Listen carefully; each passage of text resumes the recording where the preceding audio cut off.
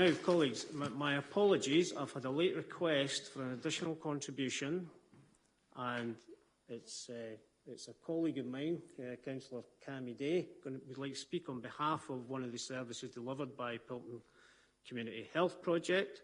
Cammy was originally listed as part of the original deputation, but obviously didn't appear, so he would like to just say a few words on behalf of one of the services delivered by the Pilton Health Project.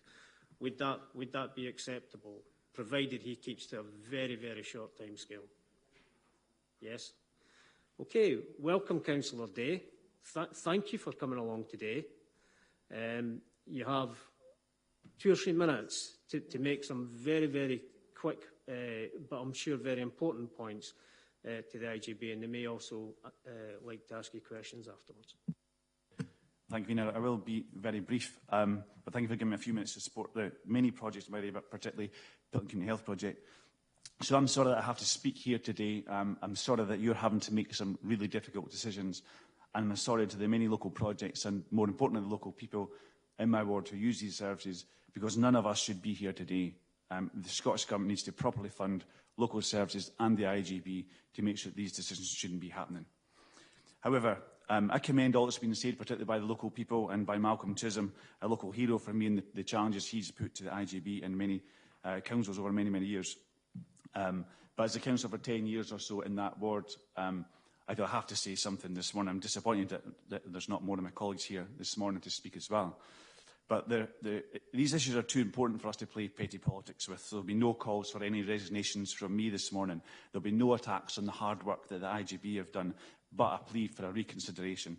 My ward in Forth has one of the highest areas of deprivation in the city, be that in health, in education or in general poverty. In fact, 26% of my ward live in poverty.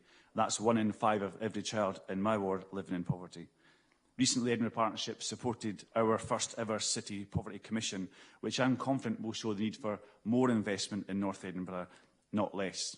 And I've personally seen the real impact that PCHP has made to the many local people, be that the counselling services that was mentioned earlier for young people, the fantastic link work with GPs, or the absolutely amazing work they do with women's support and women.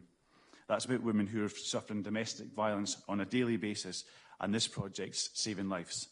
Some of the many service users I've met recently have told me that they would not be here today without the support of PCHP and women's support and women.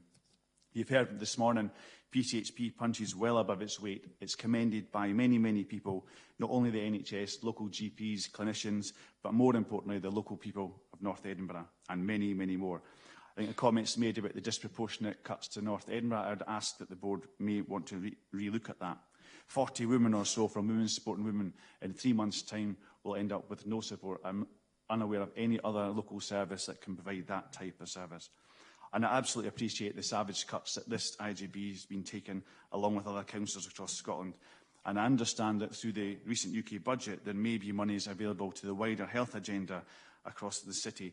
So I suppose, in summary, my request is that any money, that additional money that may become available, would the IGB reconsider some of these decisions today? And if not, as was touched on earlier, would the board at least consider a 12 or 6 month transition period to allow projects to realign and potentially source other funding? And would the IGB commit some time to support some of the projects after 30 years may be under threat of closure? And finally, to please do anything you can to support these essential life-saving services in my ward. Thank you. Thanks, Cammy. That was very helpful, and I think it usefully adds to the very eloquent contribution earlier from PCHP.